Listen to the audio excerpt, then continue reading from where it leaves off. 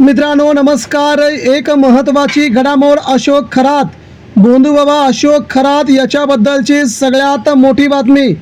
महाराष्ट्रातील अनेक नेत्यांना तालावर नाचायला लावणाऱ्या या भोंदू खरातबाबत सगळ्यात मोठी घडामोड। भोंदू खरात बाबाने कोणकोणत्या नेत्यांना तालावरती नाचायला लावलं?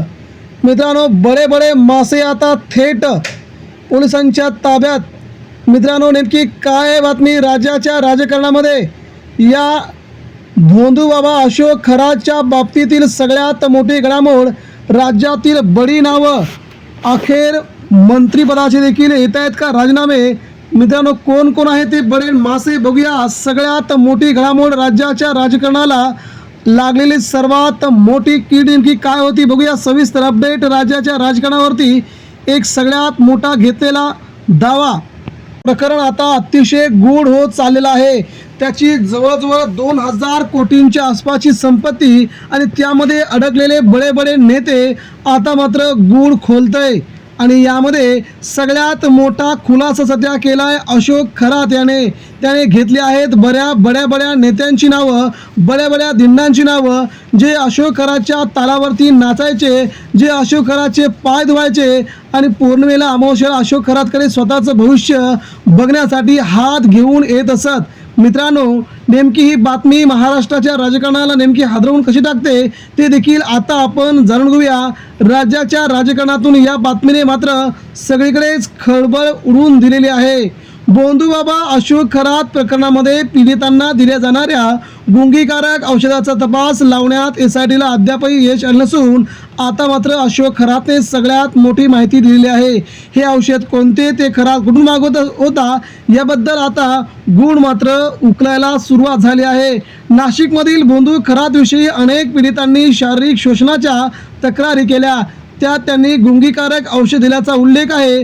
त्यामुळे SITने गुंगीकारक औषध शोधण्यासाठी शहरातील 2 डॉक्टरांची चौकशी केली होती। खरातच्या नाशिक शहरातील कॅनडा कॉर्नर येथील ओकस प्रॉपर्टी या कार्यालयातून औषधाची एक रिकामी बाटली ताब्यात घेण्यात आली होती। खरातने दिलेले पाणी प्यायल्यावर चक्कर येणं, मळमळ होणं, ते प्यायल्यावर स्वतःची शुद्ध हरपणं अशा तक्रारी पीडित महिलांनी केल्या होत्या। त्यामुळे आता अशोक खरातने नेमकं काय केलं होतं याचा तपास लावण्यात पोलिसांना मात्र आता मोठं यश येत आहे। पीडित महिला खरातने दिलेले पाणी प्यायल्यावर त्याच्या तालावर नाचत असत असे पीडितांनी तक्रारीत म्हटले आहे। महिलांना तो नक्की कोणते द्रव पाजायचा, मळकट रंगाचे व चवीला बरोबर नसलेले द्रव काय होते याचा तपास लावण्यात अजूनही पोलिसांना यश आले नाही।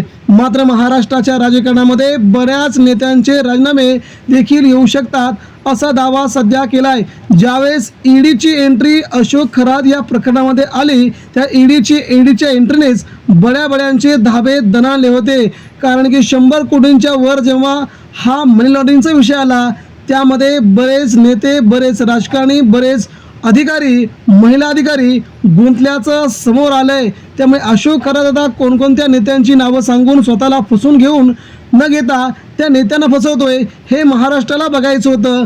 आणि मित्रांनो, झालंही तसंच। त्यामुळे या घडामोडी मात्र राज्याला खूप पुढे घेऊन जात आहेत हे मात्र नक्की। परंतु सध्या मात्र कोणकोणती नावं समोर आलेत ते मात्र आपल्याला बघावंच लागेल। मित्रांनो, अशोक खरात हे प्रकरण वरवर जरी दिसलं तरी सोपं, परंतु खोलवर जर अभ्यास केला गेला तर या प्रकारामध्ये राज्यातील बड्या हस्ती गुंतल्याचं जाणवतंय।